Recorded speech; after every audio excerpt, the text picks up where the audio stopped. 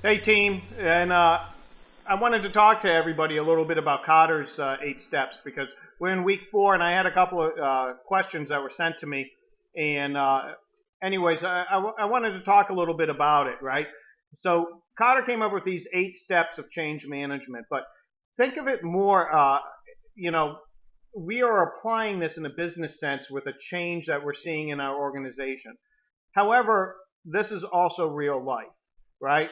And it may not just be a change physically, for instance, a change in warehouse location or a change in the process of building, I don't know, a widget, or a change in the way we do business, but it is also a transition, a path for a transition in things in our personal life.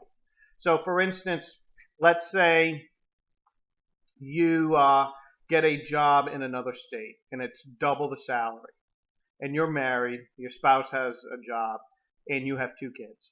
One, let's say they're both in school, one in high school, one in middle school. So how are you going to, manage this change? Well, one, you're going to create a sense of urgency, right? You're going to tell your spouse, "Oh my God, guess what? I got offered a job and it's twice the salary. We're going, to the big time, but we got to move," right? So there's a sense of urgency. We have to move.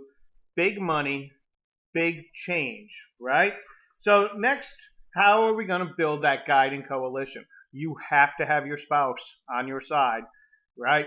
So how are you going to convince your spouse that that person needs to quit their job and look for other employment, and also convince your children to get out of the school, to move to a new location, right? So you have to build that guiding coalition. And also, I would probably try to convince your oldest child, "Hey, this is going to be awesome." And then, you know, so you have that guiding coalition going on there, right? And you're going to have to, when we're talking vision and strategy, and a lot of people were focusing in on the vision of the company, but it's really the vision of the change that we're doing. So think about how you would communicate a move to your family. You know, this is going to be awesome. We're going to have a new house, new friends, new location, and whatever, so forth. Next, right? And Cotter says we got to communicate the change, which we were just talking about. Empowering employees for broad-based action. So now you're doing this move. How about getting the family involved? How about having them look for a house, look for a location? How about having them look for a school system, right? If anybody's been in a move before, like you had to go to a new city when you were a kid, and you weren't even part of the decision-making process or part of the change, how did that make you feel? Probably made you feel pretty crappy. When you could have been in a mansion that your folks bought, but because you weren't part of the decision-making process, you probably were like, "This is crap," right? That's how your employees feel too. Make them part of the process, right? Generate the short-term wins, right? So back to our moving scenario. Let's say the movers show up on time. There's a short-term win, right? Better celebrate it. Let's say they don't break any of your stuff during the move. Better celebrate that, right? Anybody that's been through a move knows that's pretty awesome that they don't lose or break any of your stuff. But you want to celebrate these wins. The kids find a school that they like and they're excited about. Better celebrate that, right? Consolidate gains and produce more change, right? So once you have celebrated something like, "Hey, we're in the school system and we are the kids are liking it," okay, what else is going to change? Maybe they'll get into some after school activities, right? And lastly, anchor into the new culture. So We've moved to a new city. We got a new house, new job. Spouse maybe found employment. Kids are happy. Kumbaya. Maybe we'll join, I don't know, VFW or something like that.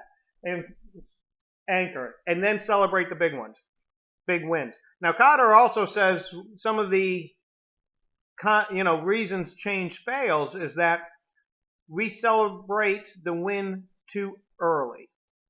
So, for instance, during the move scenario, let's say the kids like the school and your spouse hasn't found a job yet. Next thing you know, you're celebrating. Hey, this move is successful.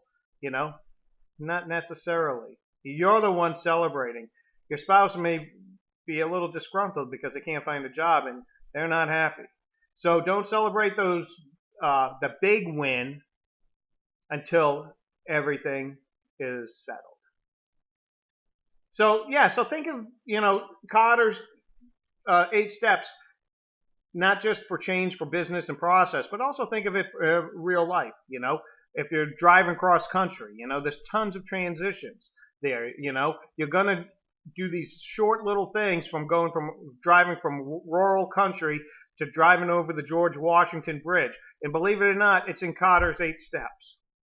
You get over that George Washington Bridge without any traffic, believe me, you're going to celebrate that short win, right? Yeah. Okay. So, anyways, I just wanted to talk about that a little bit with you guys. Like I said, I have been extremely happy about the writing that you guys have been doing. I actually sent an email to Mike and Ernie and said, hey, whatever's happening in the English department, it's working, because your writing has been very impressive. So anyways, thank you. Email me or contact me if you have any questions. And if you guys are wondering, the new job in Newport's working out pretty good. Okay, thanks. Talk to you later. Bye.